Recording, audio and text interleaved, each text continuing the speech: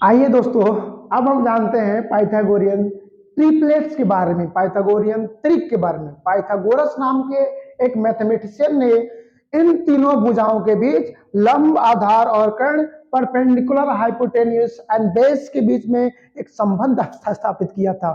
उन संबंध को हम लोग क्या बोलते हैं? Pythagorean trick. क्या बोलते हैं उनसे?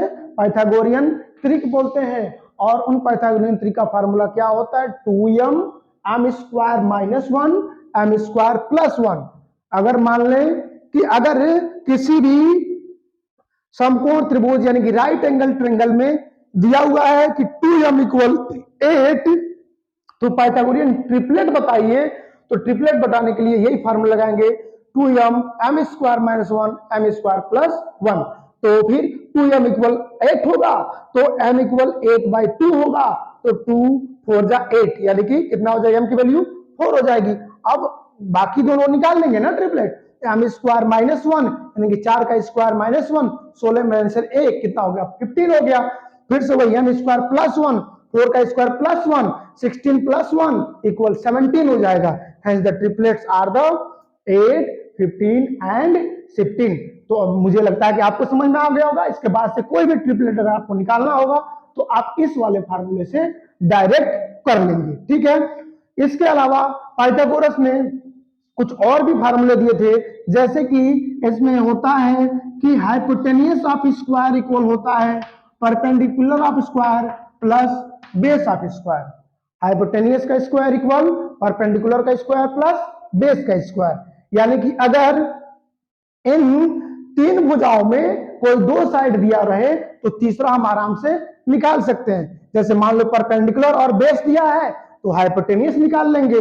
अगर मान लो कि हाइपोटेनियस और बेस दिया है तो परपेंडिकुलर के लिए फार्मूला लगाएंगे एच स्क्वायर और माइनस बी स्क्वायर। अगर मान लो कि हमको बी निकालना है, बेस निकालना है, तो बेस का स्क्वायर इक्वल क्या हो जाएगा? हाइपोटेनियस का स्क्वायर माइनस परपेंडिकुलर का स्क्वायर। इसका मतलब इन तीनों फार्मूले की सहायता से, इन पाइथागोरियन ट्रिपलेट की सहायता से हम त्रिभुज की, समकोण त्रिभुज की, राइट एंगल ट्रायंगल की सभी तीनों भुजाओं को पता कर सकते हैं। इसके अलावा आपको एक चीज ध्यान में वो रखनी है बात, कि जिस एंगल के बारे में बात किया जाएगा, जिस कोण के बारे में बात किया जाएगा, उसके ठीक सामने वाली भुजा क्या होती है? लंब होती है।